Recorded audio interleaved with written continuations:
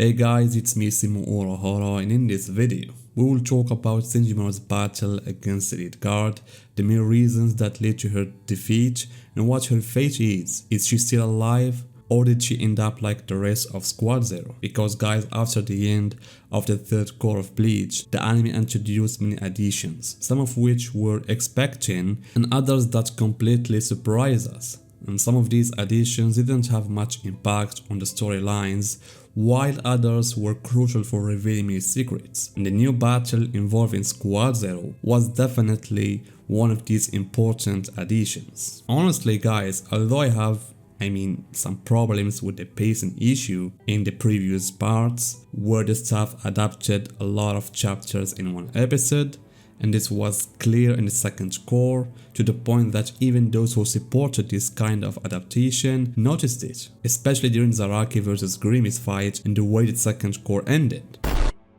But I still believe that second core had significant and important additions. The most important ones was the flashback between Ichibi and Yuabach 1000 years ago, which clarified a lot of things like why Yuabach didn't use the Almighty against Yamamoto and how Pernida came to be with Yuabach. And the second major addition was an entirely new battle between Squad Zero and the Elite Guard, which included Senjumaru unleashing her Bankai. So the way the Bankai was unleashed, or let's say the whole context of its release and the events that followed, was extremely dramatic. You could even consider the climax of that whole event to be at the end of the second core, when Senjumaru released her Bankai, defeated the Elite Guard, and the core ended. As fans, we had to wait an entire year, and not only that, the climax of the battle left many things feeling incomplete. For example, how would the battle between Senjumaru and the Elite Guard really end? What was the true power of her Bankai? Because personally guys, I felt that answering these questions would give me a full understanding of Senjumaru's true Bankai strength and whether it truly had no weaknesses. So when the third core started, it actually brought a lot of new information that revealed what Senjumaru's Bankai could and could not do. That's why guys, let's dive into the context of the battle between the two sides to understand the reasons behind Senjumaru's defeat, her Bankai's real strength and its limitations. First of all guys, the battle took place in the Riot Palace, a location that gave Senjumaru a major advantage. As a member of Squad Zero, her bones had been modified by Ryu's power, and she had the Oken inside her, meaning that Ryu's presence acted like a boost power for Squad Zero members. Just look at how much Ichigo, Byakuya, Rukia and Rinji improved after spending only a short time there.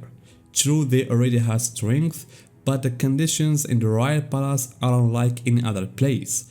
They help Shinigami grow stronger and faster. Now imagine how much time Senjumaru spent there and the strength she has got. That's why guys, I believe the massive earthquake caused by her Bankai's release, a lot of it was due to the location itself, being at the center of the woods. On the other hand guys, the 8 guard members plus Hashford had already died, except for Uryu, and were revived by the Ausweren, but as we saw, they weren't fighting at full power. Lilybar didn't use his first and second holy form that granted him immortality, and same for Gerard, and even Pernida didn't fight with its true form. That's why guys, I wish these characters had fought with their full power. I really wanted to see if Senjumaru's Bankai could handle this overwhelming strength or not. For example, would her Bankai have been able to capture Lilybar in his complete Vollstandig, from where he becomes intangible?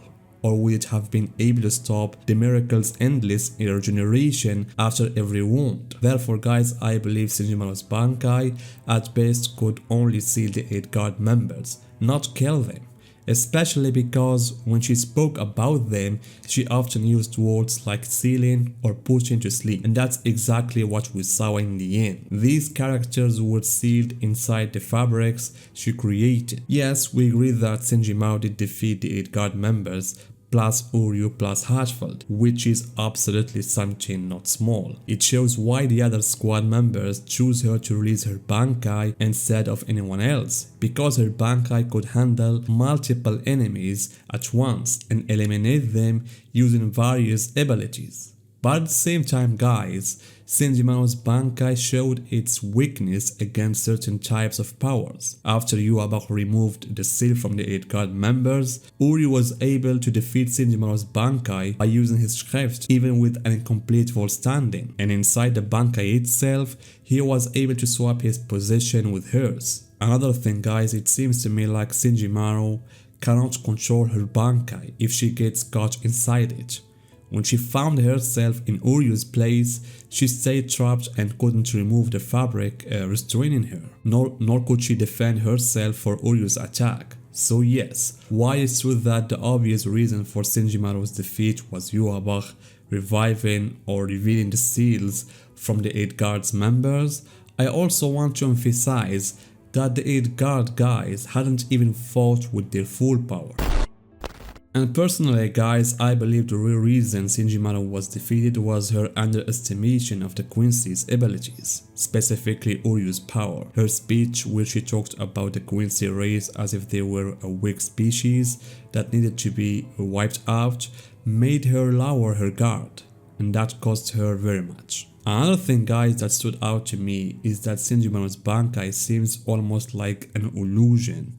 As soon as Senjumaru was injured and defeated, the Bankai's effect completely disappeared, as if it had never existed. I'm not saying it's a literal illusion, but at the very least, its effects vanish the moment the Bankai's user is defeated. In the end, guys, I believe that Senjumaru didn't die. Sure, even if she did, her death wouldn't mean much as long as Ichibi is still alive. He would simply revive the rest of squad members, just like what happened in the novel. As long as even one member remains alive, the others can be brought back. However, as for Senjumaru specifically, based on how Uryu fought her, I think she's still alive but severely injured, because Uryu tends to target the vital points of the Shinigami, and he had done this before against almost all his opponents. So it's possible she's still alive and could later be healed either by Ichibi or even by Orihime. Or it's possible that she truly died and maybe that was the plan all along, so that she would join the others and they would all return together.